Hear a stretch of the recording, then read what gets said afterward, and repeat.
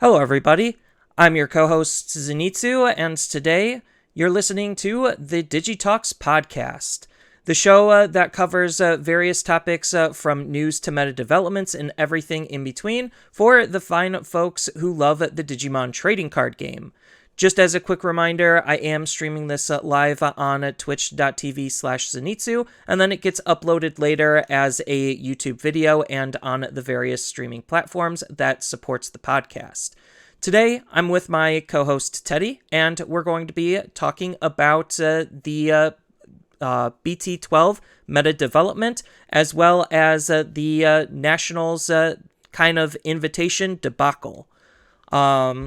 So going over the meta, because I think that's probably what more people care about, because there's just so much going on with the meta. It is developing in a kind of predictable way, where Beelzemon X has been doing well at the start, and even before the start of the meta, with some of the pre-regionals data that we had, it was still positioning itself to look to be the boogeyman deck of this format. Oh yeah, I think we kind of knew exactly, for the most part, how it was going to be. And I'm looking at this data, and it looks exactly like I thought were going to be the top four decks.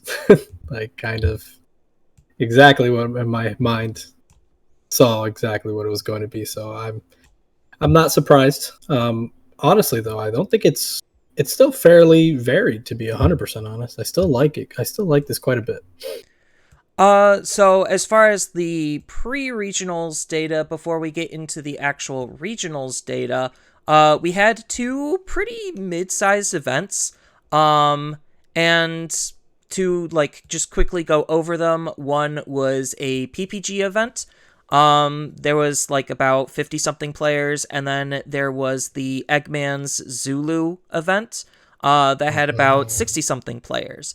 So just going over that quick breakdown, the majority of that, to just compile it all, Beelzemon was about 43% of the representation between both events.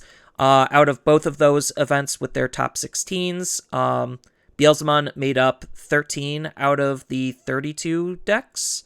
And then Hunters came in second, followed by Black War Greymon, and then Merva, Hybrids, All Force, War Greymon, Blue Flare, and Security Control were all represented in some of that pre-existing metadata before regionals.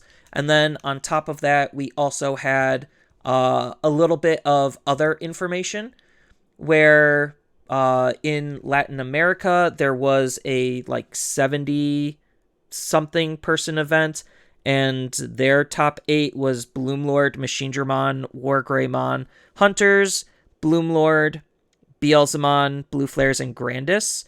And then we even had a big German event, which was over 200 players, and that's where things kind of start to look a little bit more worrisome in a more accurate direction of Yeah. what we would expect from the meta.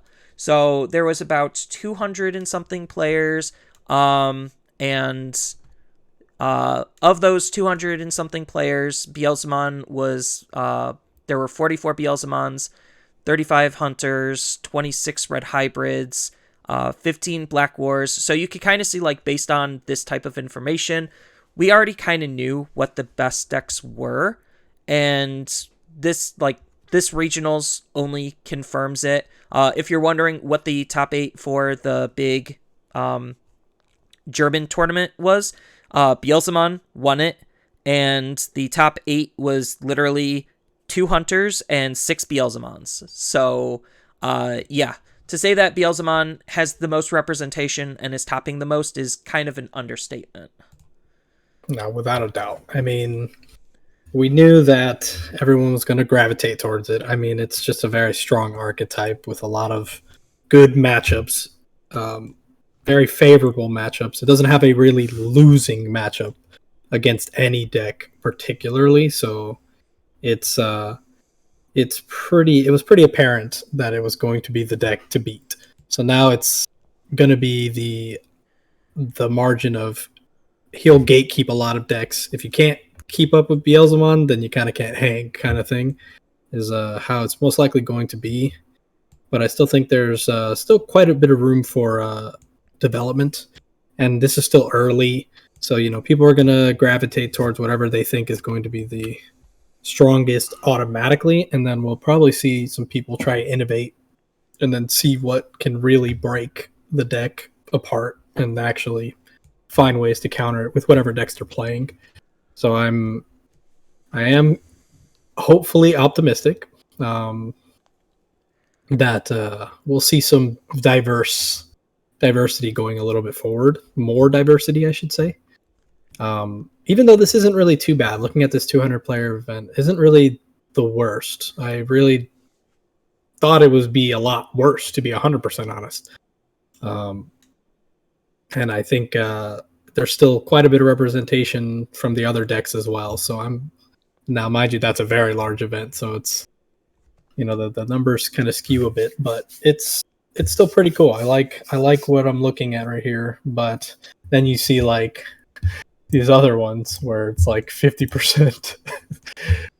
But there's also dramatically less players in some of these events, so it's kind of hard to say right now.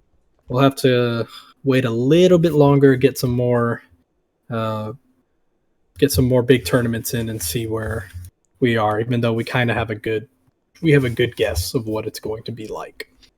Yeah, and to quickly go over, we do have the information from the core TCG webcam regional that happened on Saturday the 13th.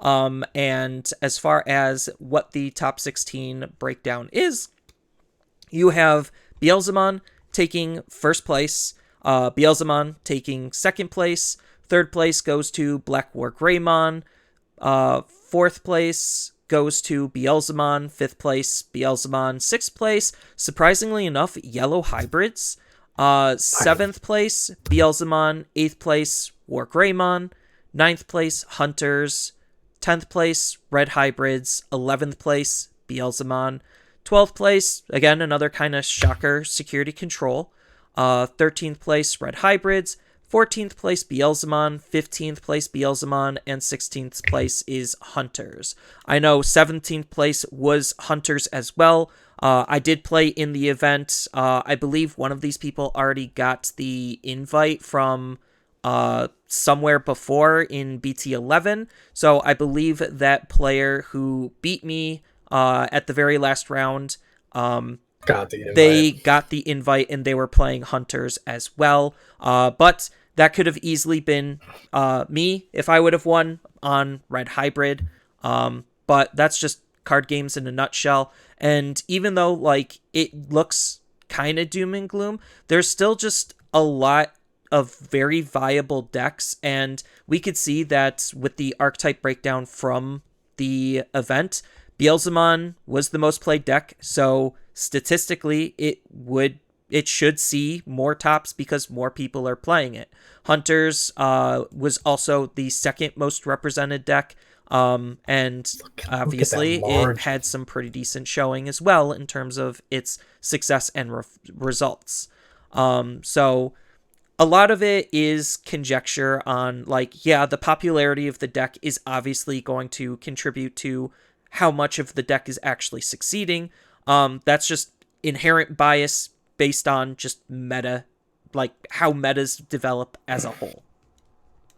Oh yeah, even like looking at these, I mean, it's just natural. Like there's 118 people that played it, and then the next deck that was close is 70. That's a solid 48 slots. Like that they're down. So I mean, it was kind of a no-brainer that you would get the Beelzemon up on top as the most represented. I mean, it's a cost-efficient deck. It's cheap, very easy to build. Just 2 starter decks, a few extra cards, excluding the X2 ones. Those would probably be the only thing that's really expensive. But other than that, like, it's really not that expensive to build. So it logistically, it makes sense that these decks would be both it and Hunters being up there. Um, I mean, Seething War Greymon, Red Hybrid, those still have a good amount of representation, 59 and 55 respectively. War Greymon 59, Red Hybrid 55. I'm surprised. I mean, I think there's still a lot here. Like even like Black War Gray 26, 25 Machine German, Old What Force and Gallant. what surprises me is Gallantmon had Yeah, more 14 Gallant. representation than Cross Hearts, which was last meta's like darling. Doom. Yeah, it's last meta's like best deck, and now Tier here it is. 0. Yeah, and now here it is under Gallantmon in terms of representation, and I'm just like, that's wild. That's hilarious. Yeah. It's honestly hilarious. I'm still curious how the heck yellow hybrids managed to get into top 16. Like, I'm looking at the deck. My favorite thing Yeah. about that deck is it's not even like crazy. It's just generic. It's very generic. It's very generic, very by the books. And the only like surprise that I'm like looking at is you have Rise Greymon, which isn't that big of a surprise. The old BT2 Rise Greymon, just to be able to play Yellow Tamers for free. Then they're using Rise Greymon X to obviously go on top of the Rise Greymon, and then he also plays Tamers for free. There's not that much recovery, so they're opting to go for more control than recover and stall. The Rapidmon's pretty standard. The Venusmon as the only level 6, that's pretty standard. You got your Death X's, and then the big surprise, which I actually like this tech card, is, Susanomon. The fact that there is Tamer removal, and they acknowledge there is Tamer removal, allows Susanomon to actually have this like weird niche space where he's more usable, even though he's expensive. The fact that he still just gets rid of a body, if he's not got rid of, he just has the security tech plus, and then yellow still just has probably some of the best generation in terms of memory for their tamers to actually be able to use Susano, and then he's refreshing your deck, so it lets you play into the longer game better. So even though it's a tech one of, I definitely love the spice of that card. I mean, I'm looking at this deck, and I'm a very avid yellow hybrid player. I loved this deck, even when it was not fun to play against with Jet Sophie at 4. I love this deck. This deck is, the more I look at it, the more I'm like, yeah, this makes sense. Like all the TK, the like surprising 4 copies of TK and Kari, that's not some normal. Most people try to use a little bit more of the Codys, kind of balance them out. Lowering the Zoe makes sense now because you don't have Jet Sophie as high, so you kind of want to use it to look and search and try and guarantee that you hit a hybrid in your security, so you get the recovery back. I mean, I like the deck. I can't say much about it. I like it. They favor aggro rather than just pure control with the Rise Greymons. I dig it. I dig it a lot. And it doing this well shows that a good pilot can still make this work. Yeah. What confuses me more than yellow hybrids, because yellow hybrids is obviously like a hybrid based deck. Yeah. Yellow hybrids is still a hybrid based deck. Tamers, for the most part, are still relatively hard to interact with. The memory generation just lets you want to like do this whole chip strategy and then just line up this hybrid swing turn with all of the memory you're passively generating. But what confuses me more is the fact that security control right now, this seems like one of the worst decks to take into the meta, and then it manages to still be able to top. And that's mind-baffling to me, especially in a field against Beelzemons, where all they have to do is Beelzemon X, and their security can basically just be gone. They also have the security attack plus on the starter deck Beelzemon, and then you pair that up with Beelzemon Blast Mode, which lets you unsuspend. Like, Beelzemon just has ways to just rip through the opponent's security. Granted, there's not a whole lot of protection outside of, like, Balmon giving it on delete replay a Beelzemon. But the fact that security control still is able to top is kind of surprising. And I think it's like a good deck. I don't think it's a great deck at this point just because of a lot of other decks too. Like it loses to Greymon, hardcore. It loses to Red Hybrids for sure. So it probably loses to Machinedramon still. Like it just seems like it has so many bad matchups, but despite all that, it was able to do well. They were running some interesting tech cards. Yeah, I love The this. Magidramon, I do not understand why they're playing Magidramon because you're not I know gaining any exactly benefit why. off of his on delete, and if you're just using it to try to mill the opponent, I don't know if it's that viable of a strategy, especially against Beelzemons. Like, you could force them to mill, but they still get their mill triggers, which could accidentally end your turn and do other things. If it's for a Digivolution point into Death X, I think that's kind of bad.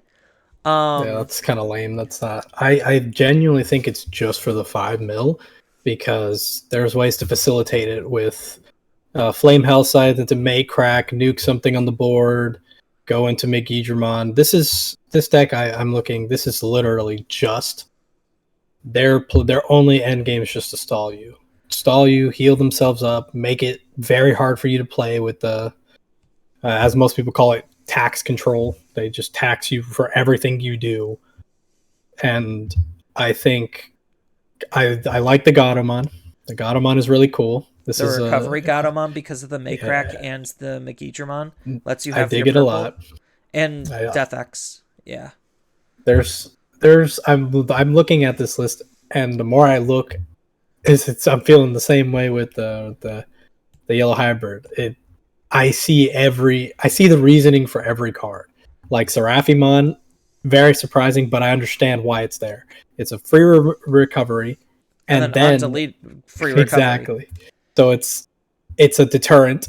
You don't have to care if you swing into security. If it dies, oh well, you still get a security and a recovery. And the Beelzemon decks, if you are controlling the board enough and you're not letting them really stick things, I can see why this would work just fine. And a well placed Venusmon absolutely destroys the decks.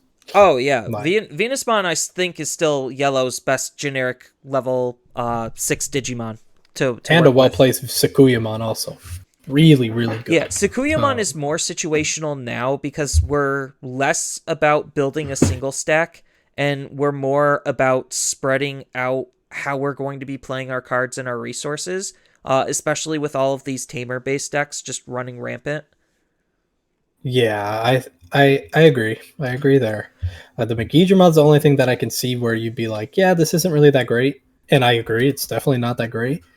And you probably could just use like oh my god, Daemon or I don't know why I'm forgetting Some his people were English name. using Avenge Kidmon before, and Yeah, like to there's so recycle many, their yeah, there's options. so many other tools that you could be using that it's just like I'm kind of, it's still just baffling me, and it's not even just exclusively to the security control list, because the third place Black War Greymon list, they were also running a Mm, Tech 1 of Megidramon too, and I'm just like, is there something I'm missing with this card, especially yeah, in a War Greymon deck or Black War I Greymon deck? understand exactly why it's there, and it's because with these defensive decks like Black or Gray and Security Control, it's very easy to get to the point where they can't.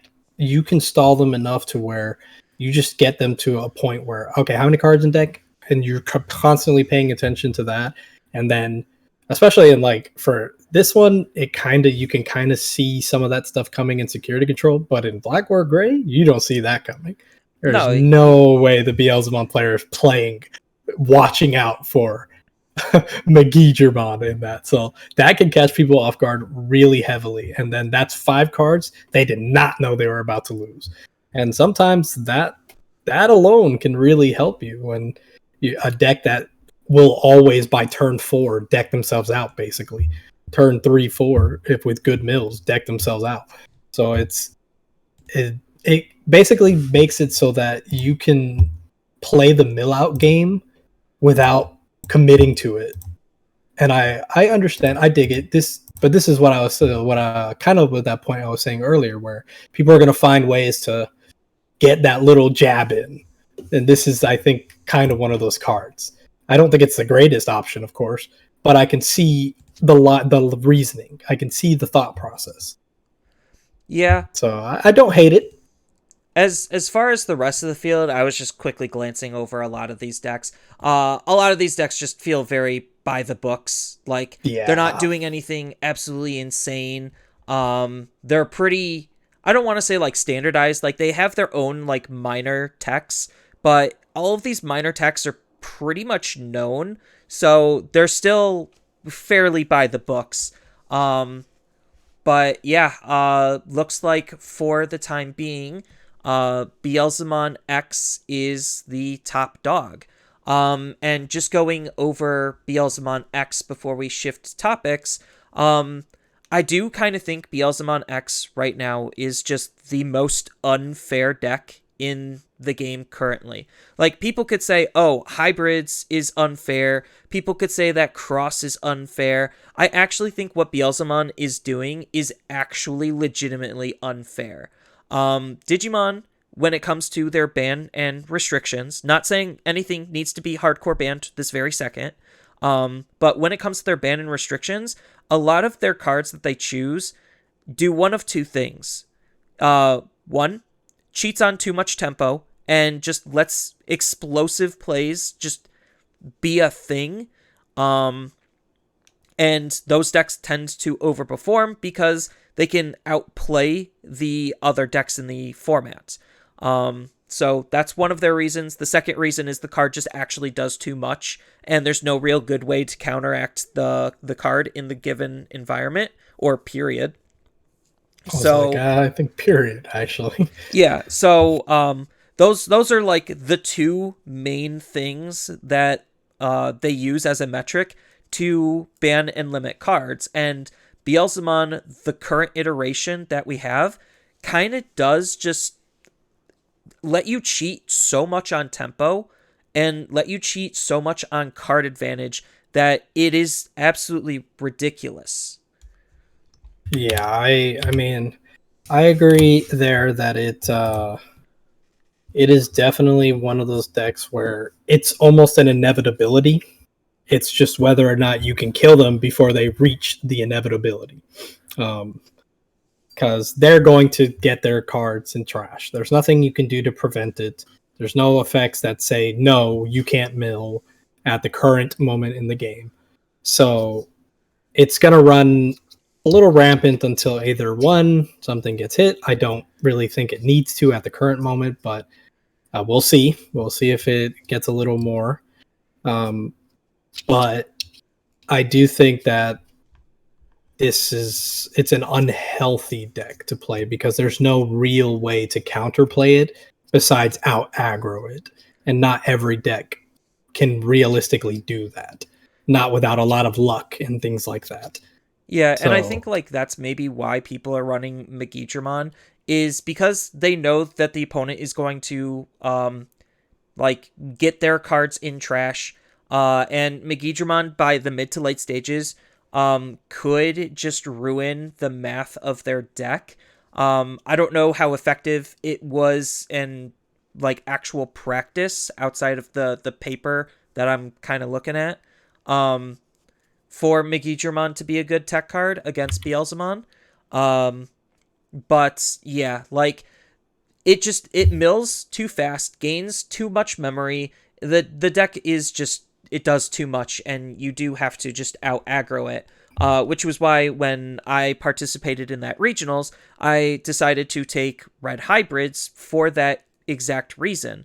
Red hybrids, I think, is still a pretty good. Like, there's still a lot of very good decks and very strong decks for the meta.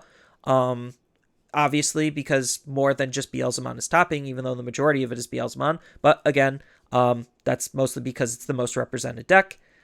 But regardless, there's still just a lot of other decks that do have higher damage output, but play way more fair than Beelzemon.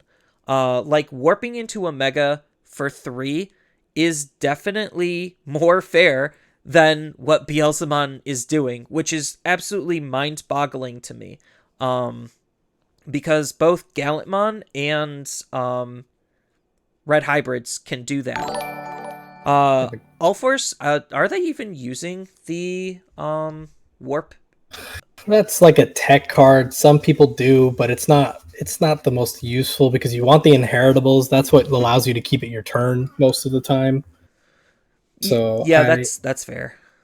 most people don't use it, and if they do, they're using it for like early draws, or they'll try and throw it down as a like, oh, they got to deal with this, and then my stack can come out and deal with whatever they're doing.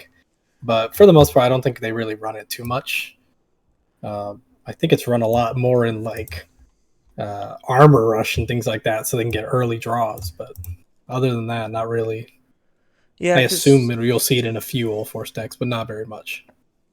yeah, because like I'm just looking at the list of the archetype breakdown from the event, and literally outside of Bloomlord, like having a massive board, which against Beelzemon, I'd be shocked if that happened. They'd literally have to do that all in one turn, and then they have to play HPD, which was a card that got limited to 1, in order to make those stupid, insane plays, which is why it got limited to 1. Especially in Bloomlord. Oh my god, if that card was 4 of in Bloomlord, no thank you. There's like no way that wouldn't be one of the best decks. There's Oh, no way for that sure, card wouldn't be especially like with Quartzmon. Like what keeps That's Bloomlord relevant, I think, is literally the high Quartzmon. pay costs. Yeah, The high pay costs. Quartzmon is a house of a card when placed right. It's one of those oppressive cards. When put in the right spot, you just a lot of times you just auto win if it's in the right spot. yeah, and that's kind of like it's good for Hunters too, because Hunters has ways to be able to play it out as well. I don't think any of the other decks really would consider Quartzmon. But Quartzmon is one of those cards where it's so oppressive when it hits, but it's not always the easiest to get up to. At least in Hunters, it has easier ways because they don't need a level 6. They just use their level 5s. And then if they're playing Ostamon, then that's just an even easier path up. But yeah, Hunters is definitely still a very strong deck because they do have a lot of memory generation, but they have very specific setups, and that sometimes just takes too much time, where Beelzemon literally turn 2 can kill you because they could just high roll on their mills after their first initial set up mill from Iron Mako. Yeah, exactly. Like, I mean, yes, that does happen. I've had it happen to me before. It is not something that happens all the time, but it is definitely something that can happen, and it's not that far fetched. Like for them to mill 15 to 20 cards in one turn. It's not that far fetched. I've seen it plenty of times. I myself have done it plenty of times.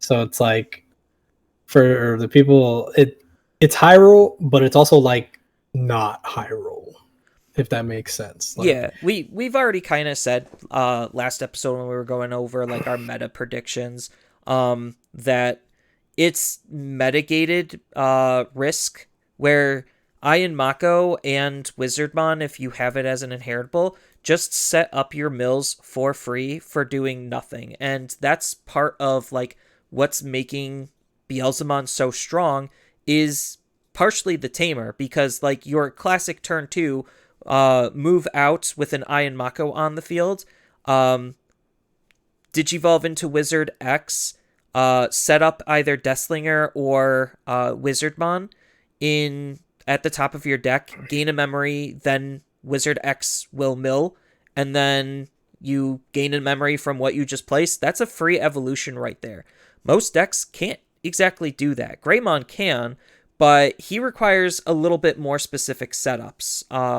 And he has way less cards to enable that type of play, especially since BT11 War Greymon X Antibody got limited, because that, again, was a card that was cheating on too much tempo, making the deck too fast and therefore too hard to interact with and react to. Which, again, is kind of where Beelzemon is fulfilling that role, where it's moving too fast, gaining too much tempo and momentum, and is really hard to interact and react to. So I don't know if anything from Beelzemon is going to get hit in the near future. I personally don't think they are, based on I their ban doubt and it. restriction patterns. Um, but if I were to hit one card, it would probably be Deathslinger or Iron Mako. Hmm. I I agree. I think Deathslinger would be my number one pick there. I think Ayamako is fine. It's very strong, but as just a one, it's not the worst. It's when there's multiple is when it's like, oh. Yeah, then you're actually rigging Deathslinger, all of your mills. exactly. The Deathslinger is probably the card I would touch before I touch anything else. Because there's plenty of removal in the deck. It doesn't need a card that gives it memory and removal. So I I mean, don't think they need that card. according to Bandai, going off of the new restrictions Yeah, to the Ultimate Cup, EX2. yeah, they're looking at EX2 Intmon to stop turbo mills, but I don't think that actually matters. The search potential on the card is kind of medium at best, and it's just in there for the mill triggers to try to turbo mill, and the deck has enough mill where it doesn't exactly need that. Granted, Yeah, it helps make some plays extra stupid, but the deck already has extra stupid plays built in regardless. yeah. I think it's one of those catch 22 things where it's like that. It will slow the deck down considerably because that's just three extra cards that it won't mill. But I don't know if that'll really do all that much. I mean, it it should in theory, but I'd have to see it. I'd have to see how it plays. I mean, I'll be the one to tell you when I play in that the next Ultimate Cup how it feels to play against, if people even play it, which I assume people will. But then all they'll do is they'll just switch back to the other one, the old one, the one that on deletion trashes three. So it's like it doesn't make that much of a difference. It's just a little bit slower, but like it's Yeah, really not that bad.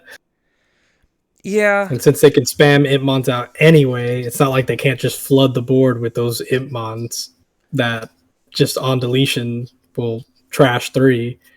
And then now it's something either your opponent has to deal with and then lets you trash three, or they don't deal with and then they swing in and still trash three.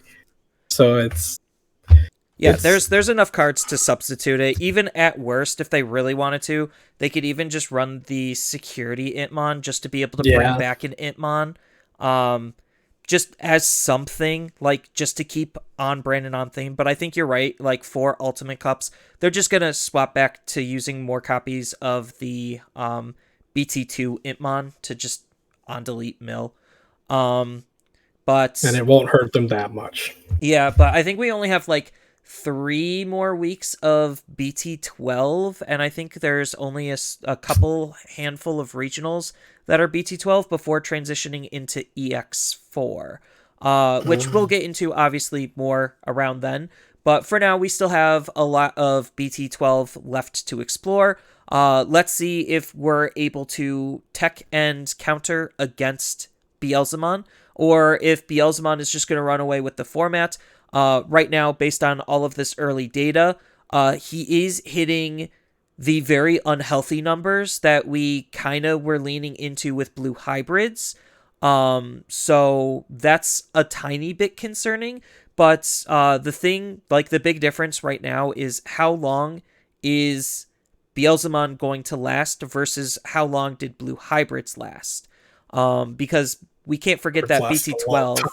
Yeah, we can't forget that BT8 was skewed compared to some other formats where a lot of people just wanted to not play blue hybrids, but blue hybrids was still obviously the best deck, but it didn't show in the data because people didn't want to play it. And then come EX2 time, which was basically BT8 2.0, it clearly showed that blue hybrids was still the best deck, and then it got kneecapped in BT9.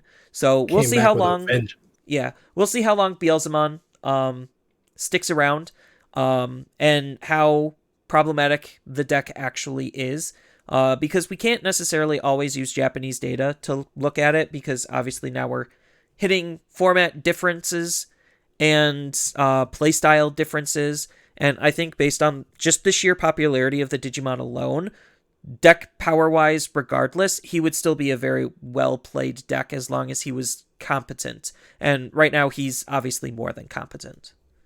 Oh yeah, I mean that's without a doubt. I mean, Beelzemon, Gallantmon, Wargreymon, those guys they'll always get love in some way, shape, or form. So Yeah, because I don't know if Beelzemon's really going to see another big update, like direct update, for a while. So, no, yeah. I But doubt. shifting gears to the actual topic at hand, even though talking about the meta is always fun, we do have information that, unfortunately, this was revealed last week, that store championships will not have invites. And there is pass downs to regional invites. So they're trying to make up for the fact that I personally think that this is a really incredibly bad move. I did run a couple of polls, not just me, some other people on the interwebs ran a couple of polls too. Mario was one of them. The community really does not like this idea at large. The only people who really like this idea are the more hardcore, competitively mind-centric players, which we have to remember will always be the minority of players. So a semi-vocal minority of players are in favor of this. What are your thoughts exactly, Teddy? I from last week, we kind of already laid out some very baseline thoughts where you thought it was bad, but I'm curious to know and pick your brain on your perspective on how bad of a move do you think this actually is? So I'm off the bat. I don't like it. Not even a little bit. And it's one of those decisions where I can see where they're coming from, but I don't understand why it was the play. Like why alienate a large majority of the people that went to regional, or not regional, nationals? Why alienate them? Like what purpose other than to forcibly lower down the amount of people going? And even if your idea is, oh, I'm going to make it as competitive as possible, I don't see how that holds up. But yeah, you could be correct that I'm sure there are plenty of local scenes or store championship scenes that are maybe not as competitive. You could say that, and I'm sure there is data somewhere to prove that. I have not seen said data, but I'm sure there is data somewhere to prove that that is the case. But of course, this is 100% anecdotal, and this is just my area where I'm at. All of the locals that I frequent and played at, and I did store championships with, and I got my invite from, are super sweaty when we got to those time frames. There was never a point where we were like, oh yeah, well, I already got my invite, so I'm just gonna pass. I'm just gonna throw the game and let my homie next to me get it. That never happened. So it's hard for me to see that that's something that people did, even though I'm sure it has been done because people have said it has happened. So it's such a weird decision where it only hurts them, which is such a weird, a foreign concept to me, because it's like, why bother hurting yourself? You're just losing money. I don't understand. You literally lose money for people going to said event, and I don't understand.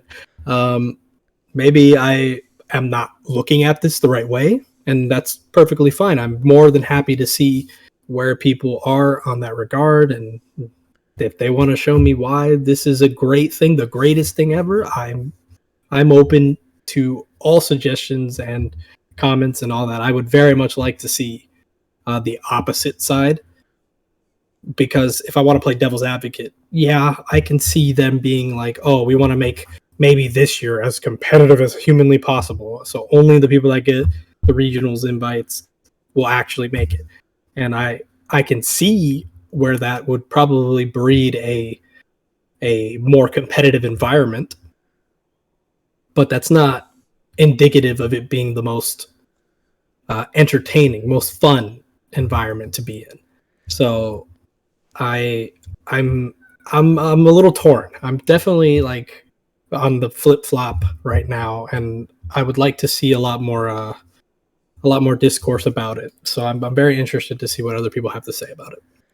Yeah, my perspective, to kind of combat some of the complaints of the competitive players' perspective, like the commonality and the common theme that a lot of them were saying was literally, oh, the system is too easily like rigged, so you could metagame an invite, and your area was fortunate enough where that wasn't a thing. My area is the same thing. I went to several different stores throughout the first wave of invites last year, and no one was colluding. Nobody was trying to formulate this like tech group to try to um, game their invites, and we all were just trying our hardest. Nobody, like Nako's play group, nobody was collecting them like Thanos stones, but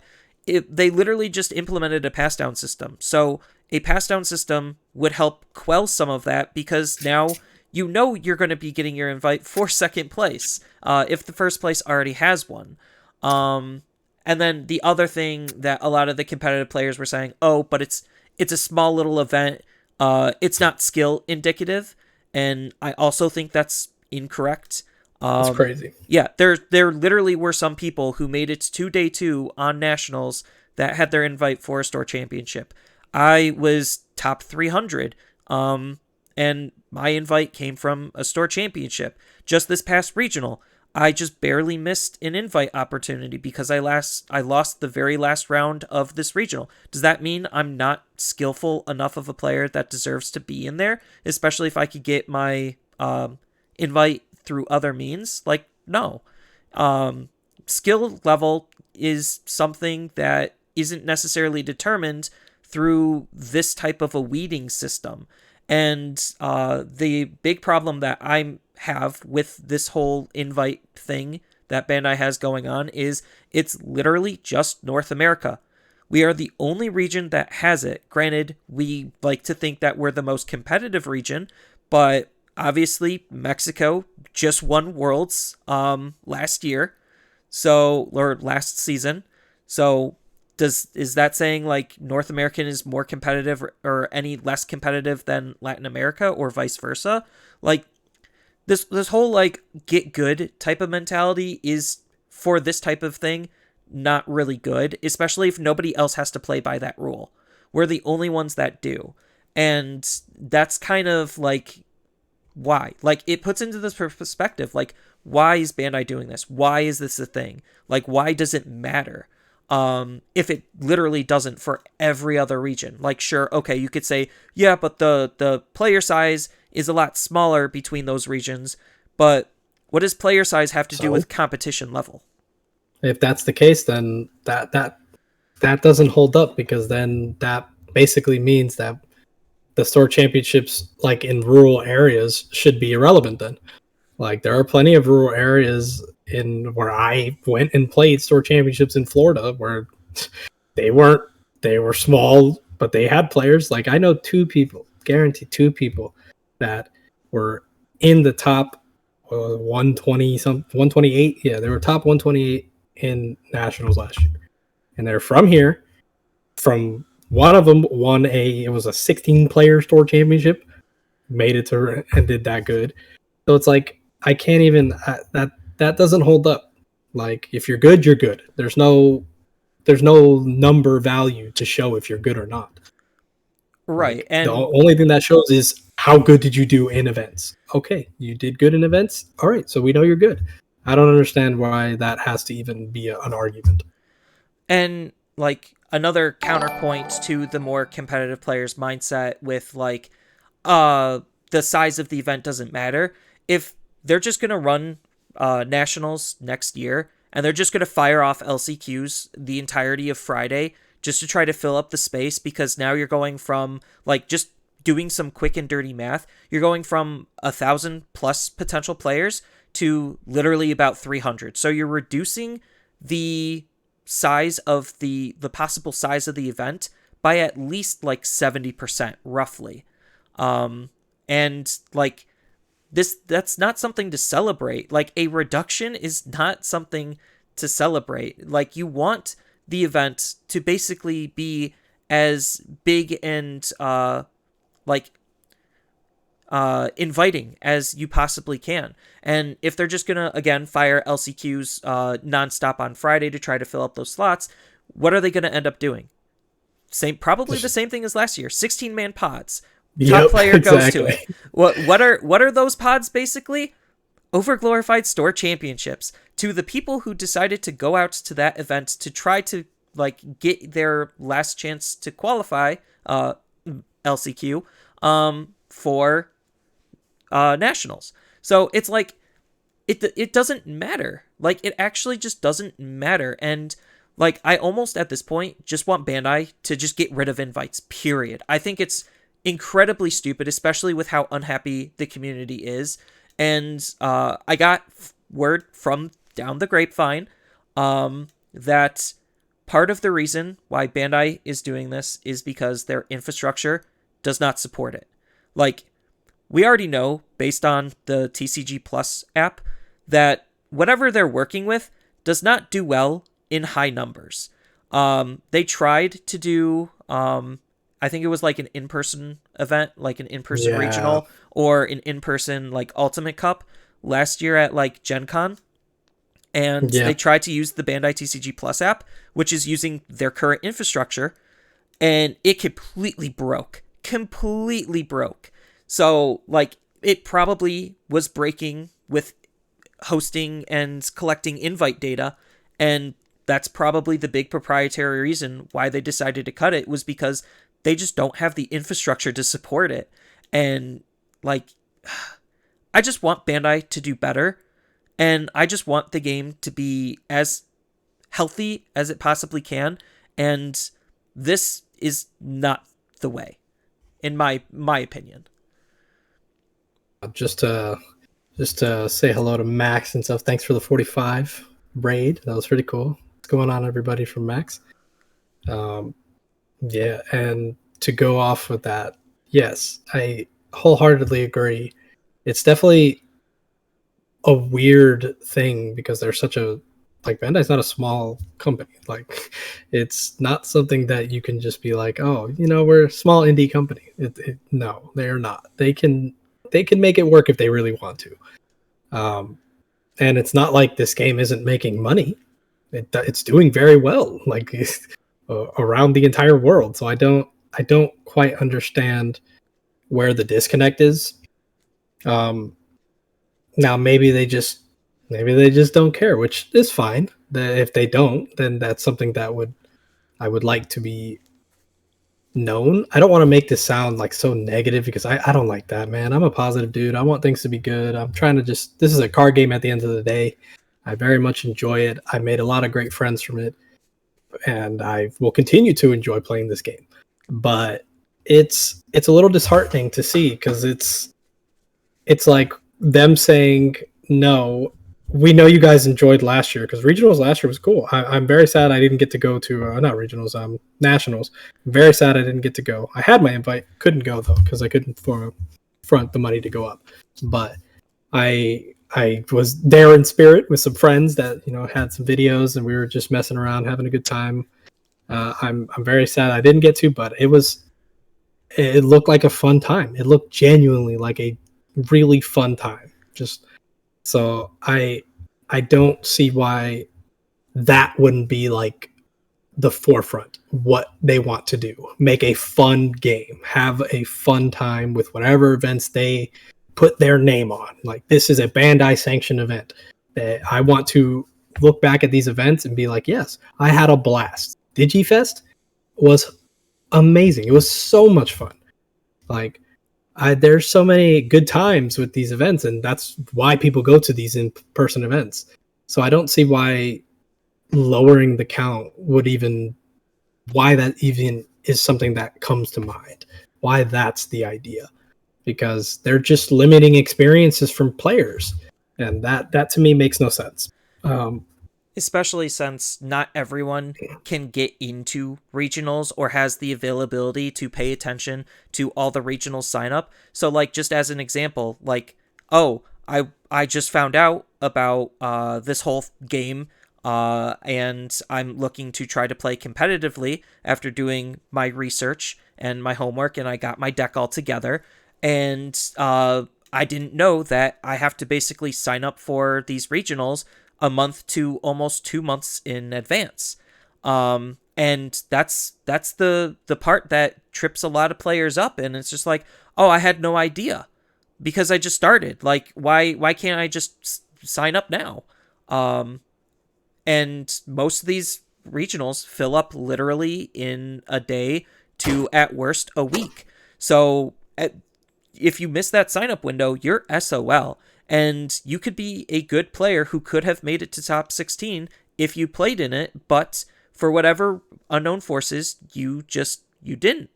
And Store Championships was a way to leverage the fact that you don't need to participate in the regionals to get an invite, and there's an alternative way.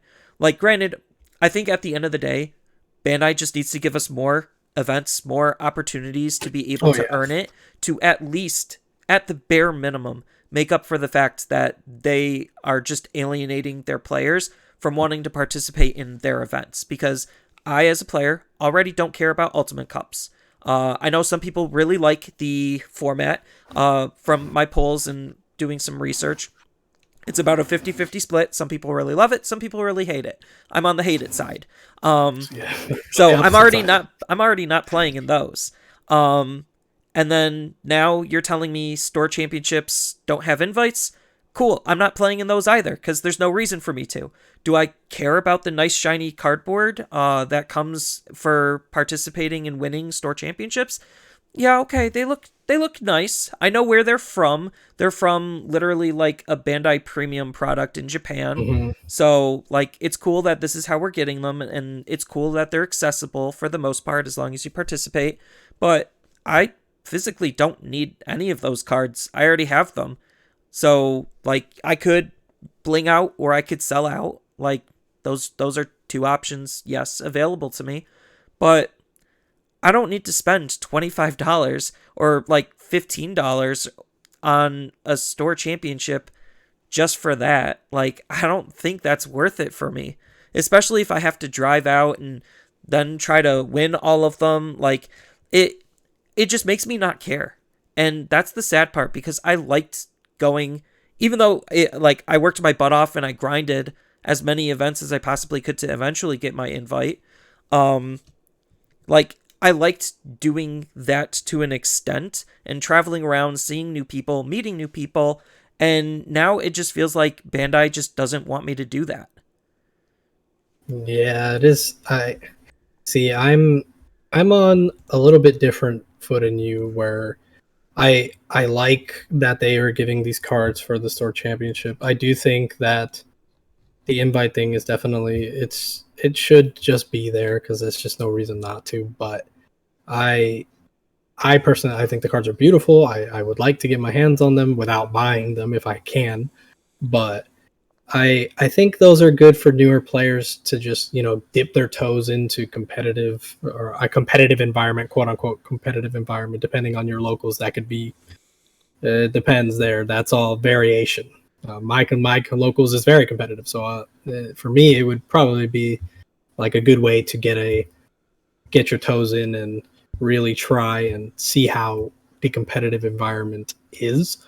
But some Store Championships, I guess, from what other people are saying to me and what I've seen on the Facebook and Reddit, that's not the case. Their store championships are very chill, and then it kind of leans to where you're saying, where hey, why am I going if they're not going to actually be a good practice for what I'm doing?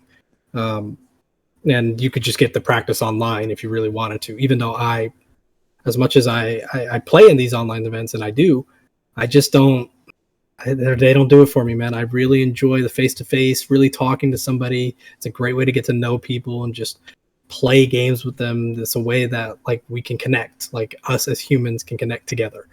Doing something we love with a franchise that most assumedly most people just enjoy.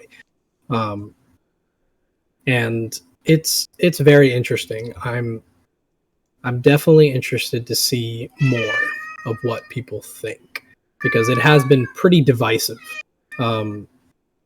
Definitely leaning towards a lot or more people don't like it, but I still see a lot of discourse from people saying they understand why it's there. I just don't. And maybe that's just me and you. Maybe we just don't get it. And that could be entirely possible.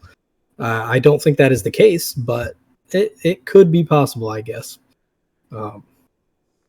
And like Jay Stewart actually says here, right here, this is something I agree, but like it can hurt the stores, man. Not being able to play, like to pay for something that's expensive, these normals, it makes sense. And I don't really. It's so hard for me to really compile thoughts for something that I just can't fathom.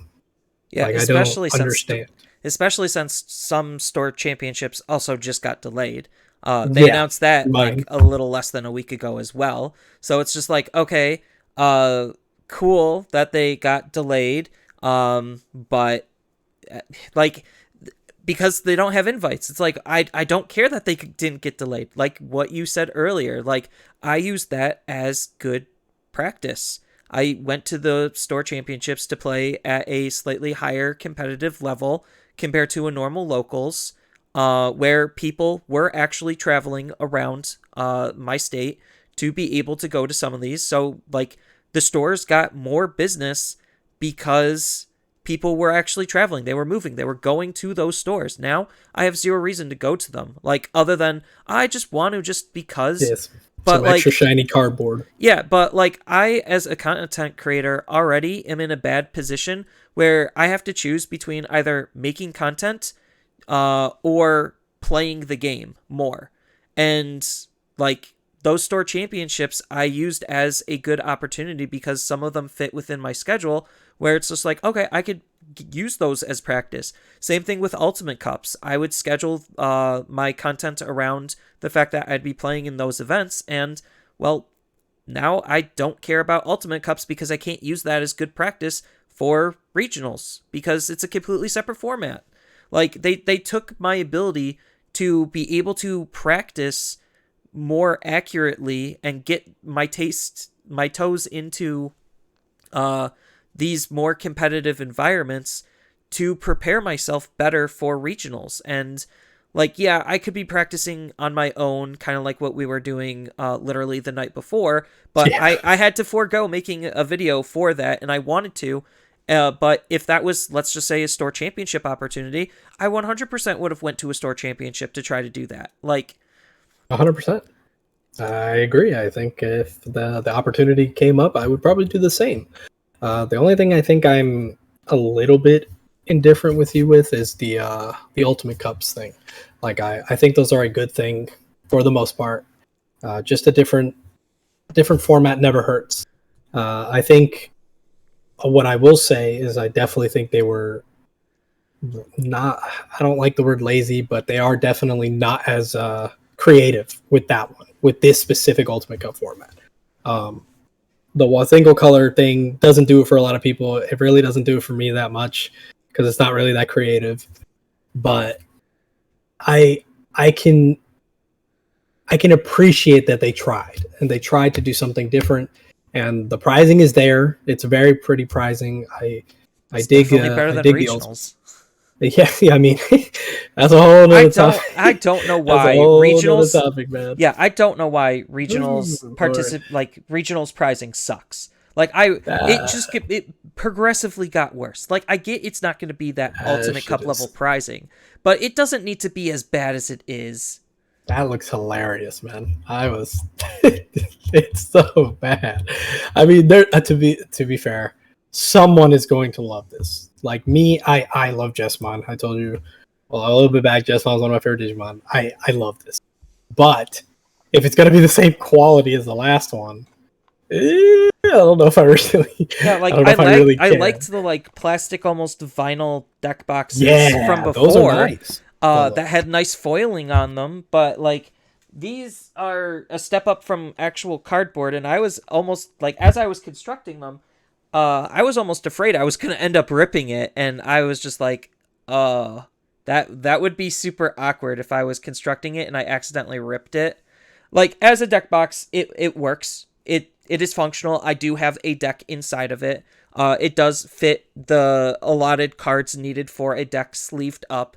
So it's doing its job. It's not that bad. But the fact that like there's like it's literally that and event pack 4, which is like a huge 50-50 on whether you're going to get a good card or not. Actually, I think it's not even a 50-50. I think it's more like a no, 60-40. yeah, it's pretty skewed. It's definitely leaning one more than the other. Yeah, but like outside of that, there's like literally nothing. It's just like, yeah, okay, you get a acrylic standee for top 32. You get one extra event pack 4 for getting in 128, one extra event pack 4 for getting in top 64. Then at top 16, you just get your invite and that's it. Like, why? I don't understand why the pricing is that bad.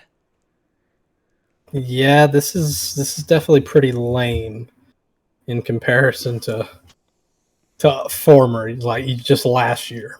Like the pricing was significantly better last year And we're not alone. talking about like just the entry level prizes because like the regional set of cards is like, okay, that's fine, it's whatever. Yeah, they're okay. Those are just they're not meant to be something extravagant. That's what you get for just participating. Yeah. But you getting higher into those things, you've accomplishing getting up to that top. Let's just throw a number, top 32. That's an achievement. You out of what is it, 512 people? You out of those 512, you made it to the top 32, top 64, whatever arbitrary number you want. Um, it, it could be a little bit better than this, and it's not like it's something that is that incredibly expensive for them to do. No, Now this it really is isn't. Like and we know this because they've done better in the past and they do better with their other games. oh yeah, Although exactly. Dragon Ball right now is up in a tizzy about very similar things with that we're going through as well. Yeah, Because the lack of invite cut also affected Dragon Ball. But Dragon Ball has its own set of issues. Like I don't understand why for Dragon Ball their participation is like an arbitrary 192 players are allowed for their online regionals, and now that invites for store championships is cut, that makes it even worse for them than it does for us. But like I don't know. Like it's just such a bad position to be in. And that's why I really just want them to like cut invites altogether, scrap the whole system. Nowhere else but here uses it. So again, like why should we? And what does it matter? And why do we care so much about these invites when everyone else doesn't? Because it doesn't exist.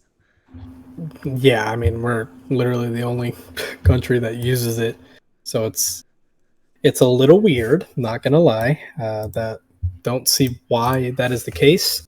Um, to play devil's advocate, it's also one of those things that fine. They want to limit how many people show up. Okay, like why? I have no clue, Yeah, but don't they want more people? I was Like like, isn't it more equals more money? I don't quite understand where the the more money the leap comes in logic. the more money comes from LCQs because those are going directly Yeah, from the exactly. event. Like the stores aren't taking a cut out of those, which I also think is kind of bad in that perspective, because now you're taking away Yeah. money from the stores that's now going to these LCQs, and I'm just uh, like it just looks so bad. And it's not like Nationals was ran that poorly this year. I thought it was ran pretty well. Talked to some of the like judges and the TOs because I'm friendly with them, and they were just like, yeah, the event actually was running pretty smooth, except for the fact that Bandai didn't want to do side events, which was really weird. So the TOs made it work anyway, and I was just like, okay. That's such a weird, like, why not? I don't understand. It could It's be a like they Japanese don't want to cultural do it. thing. Yeah, it could be a Japanese cultural thing, but like I again don't from a business perspective, I don't get it either. And I do think like at the end of the day, Bandai just needs to give us more events, more opportunities to play both online and in person. We need more TOs jumping on board. And I almost wished that like ARG didn't burn their bridge doing what they did. To during the Dragon Ball era, and then we would have had actually one more TO in the books. Um, Yeah. God, that's a throwback. Good lord. Believe me, I know I 100%. was there ground zero when it happened, and I know 100% the reasons why it happened. But it's still just a shame that it did, because I don't know of many other TOs that would be running Digimon. Like I've never heard of Play TCG until they started doing it. So like why can't Bandai just find somebody else to try to do another one? Like I'm sure they could if they talk to Channel Fireball or some other like one that does Pokemon or Yu-Gi-Oh or whoever. They could get other TOs to jump on board. It only just takes a nice fat check to do it, and again, Bandai's no small indie studio. They have the money to do it. Oh man, you can't. They can't. That's gonna hurt them too much. Financial quarters. I will never understand. Like, even if you just want to be like corporate greed, wouldn't it be more beneficial to just run more events anyway? They make money off these events, like a lot. So it's like, it even from like a business standpoint, it doesn't make sense why they wouldn't run more. I mean, I will. I like to pretend like I will understand Japanese business, but I never will, No, because they make some of the most mind-baffling decisions. Like you have companies cutting card games that are successful in making money, and like just because their numbers are going down doesn't necessarily mean it's time to pack up and go home, even if yep, it's still turning a profit. Like sometimes they will cut their nose to spite their face, and this to me just seems like one of those like blind business decisions that's just it's so mind-baffling bad, but they have to have a reason for doing it, and it had to have gotten approval, and I would love for them to share and be more open, even though I already know they're never going to. I was like, that's not happening. No. Like I'm under the perception that good communication solves literally everything. If they were more open and honest about some of the decisions that they were making, like if they said, "Hey guys, we currently don't have the programs to be able to handle the massive amounts of invites." I would be like, "Okay, cut the invites. Like, hey, let's have this discourse." And companies just do not do that, especially the larger ones. Oh no, I mean, it's hard because I understand they are a larger company and it's not that easy to just take the hundreds of thousands of bits of um, criticism, whether it be constructive or not. And you know how it can be on the internet. A lot of times it's not very constructive. Um, and but there's plenty of the constructive stuff. There's plenty of people that are just voicing their concerns, wanting to better for the game, and those people will just get shunned out completely just because they don't want to deal with communicating at all, which doesn't make any sense because it's not like that's a very hard thing to do. Like, it's not like we're asking them to, hey man, I want you to individually message me Papa Bandai, please message me specifically and answer my questions. Like, No, it makes no sense. Like, no one's asking for that. No one has literally said that. yeah, the What we're only asking for is just a little bit, a little give and take. Yeah, the only thing we could realistically do right now, especially to try to combat the like literally the problems that we're facing right now as a community, is to go to their Twitters, go to their Facebook on the posts that they make those comments, be I don't want to say like annoying, but be more vocal about it. Send Bandai or like Cardass, send them the emails. Like, do whatever we have to do to be able to get heard and get our point across more than just their surveys. You could even go back and try to fill out like their latest survey if they're still collecting data for that or looking for that. Like, Yeah. there's ways that we can try to communicate, whether that goes through like with the reprint booster or not, and they actually do roll back on a decision that would have been incredibly poor, is to be determined. But because of the fact that we have done it before, means that maybe there's an opportunity for us to do it again. And like, if anyone's curious on what happened with ARG and Bandai, like, their big thing was ARG was making a card game called Argent Saga, and basically ARG used all of the money that Bandai gave them from hosting years of Dragon Ball Super events to be able to fund their own card game.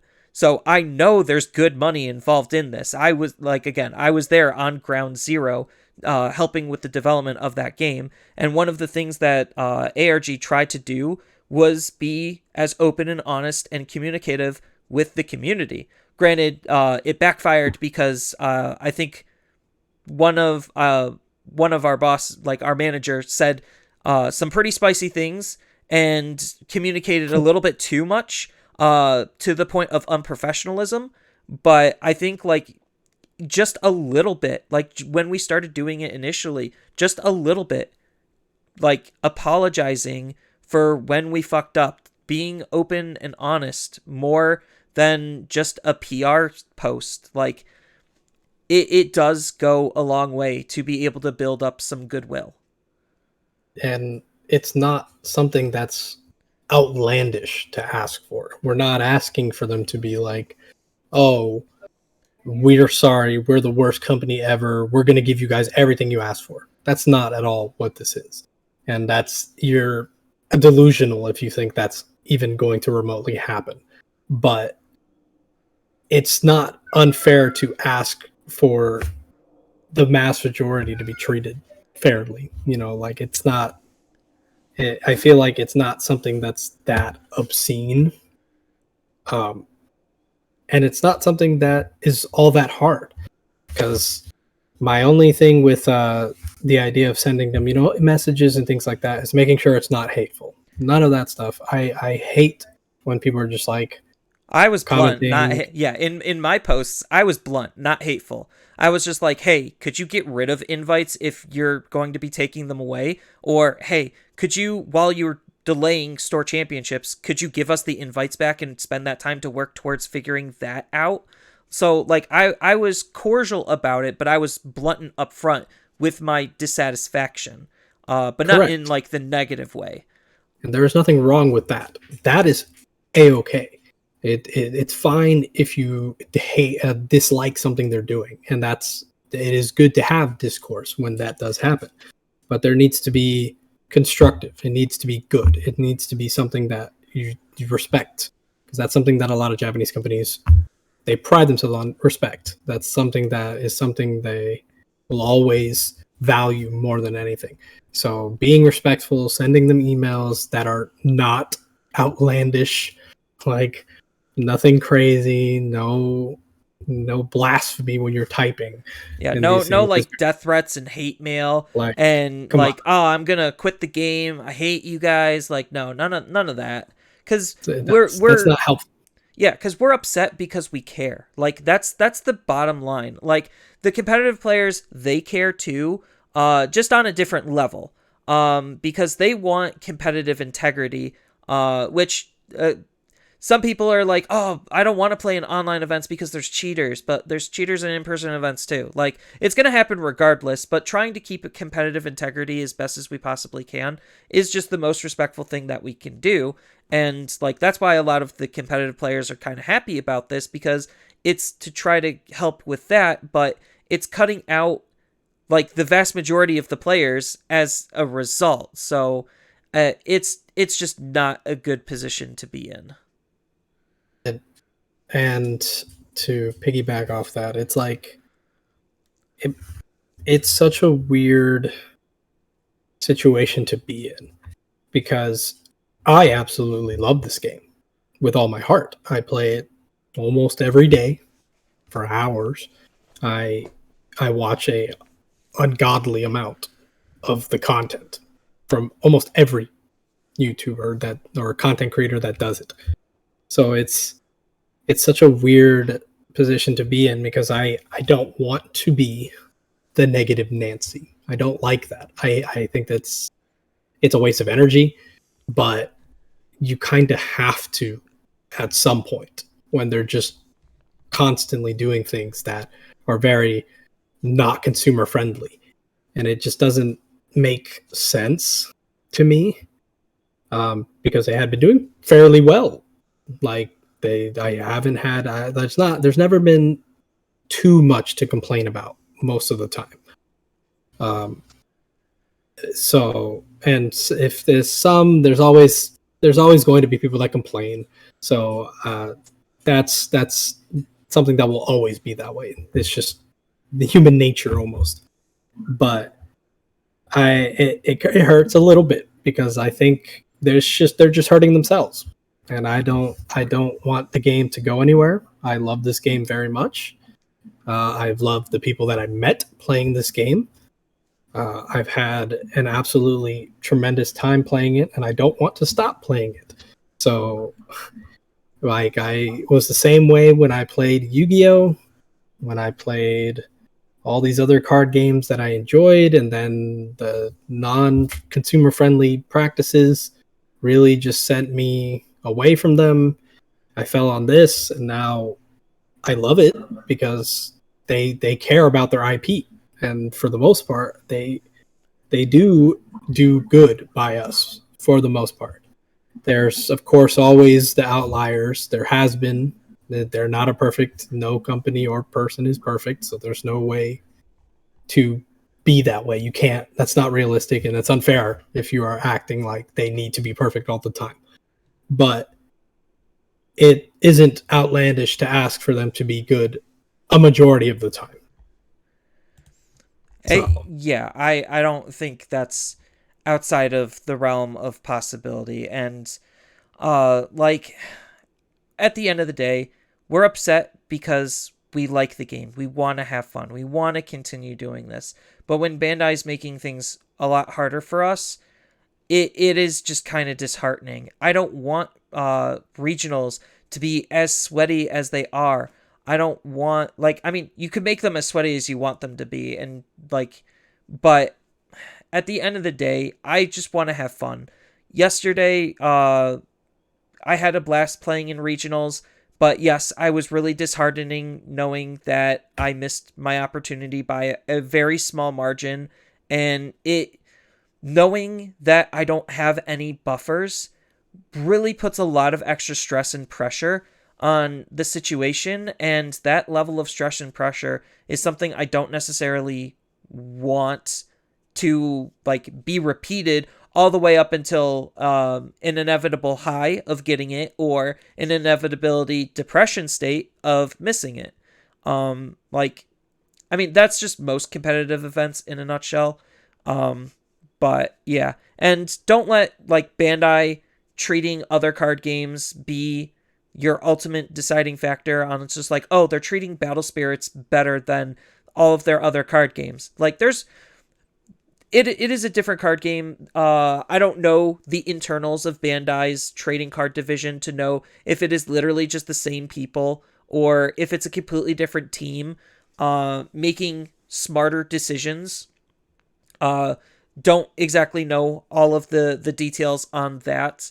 But we're here for Digimon, and we just want to continue to support and be here for Digimon. So on that note, I kind of want to thank everyone for listening.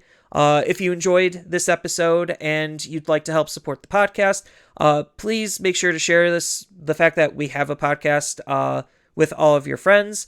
Post it on social media, leave ratings and reviews. It really does help. And I want to thank you all again, and we will see you next time.